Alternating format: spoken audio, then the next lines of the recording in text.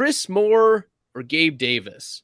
Wow. Whew. Starting off with a spicy one. The fact that we have to talk about Gabe Davis in this light is all you need to know, because Gabe Davis over the last 4 games has finished no better than the wide receiver 32, and 6 of the last 7 games, Gabe Davis has finished no better than the wide receiver 32. So it has been tough sledding coming off the Jets, 3 for 31. Miami is a difficult defense to score fantasy points on. He's the consensus wide receiver 30 for this week. And the Buffalo Bills have a negative 28 pass block advantage per PFF.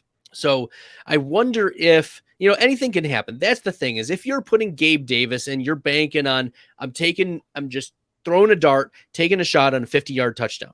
That's what you're doing with Gabe Davis right now.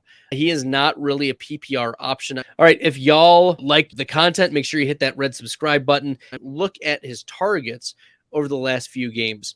7, 5, 7, and 4. But you're like, okay, 7, 5, 7, and 4. He only catches like 50% of his passes. So we're really talking about 5, 4, 2, and 3 receptions. And even before that, he had 6 receptions against Minnesota. But before that, Gabe Davis has only 2 games this season where he has more than 4 receptions. So I don't know if you can fire up Gabe Davis with any sort of confidence at all. Whereas, I need to do some updates on my rankings, because there are a lot of players who are ruled out. But looking for Chris Moore, there's a lot of Chris Moore. Chris Moore right now gets Kansas City 4th most points allowed to wide receivers. And Chris Moore has finished last week as the wide receiver 9. We had also seen a wide receiver 17 finish against Philadelphia, who's a tough defense. And the formula for Chris Moore is no Brandon Cooks. No Brandon Cooks. And there was no Nico Collins in this game either.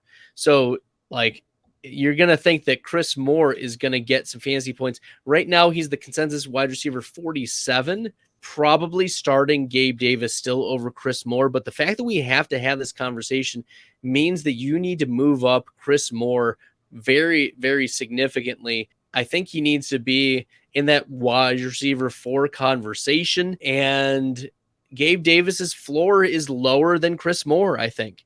So if you just need some points, I would say go with Chris Moore. But if you are like a 20-point deficit type of matchup this week and you need a player to go off, I think the player to go off who has a higher ceiling is Gabe Davis. So I think this is dependent upon what you need. And that's as terrible as it sounds, because Gabe Davis was like a back-end 3rd-round pick for fantasy drafts this past year.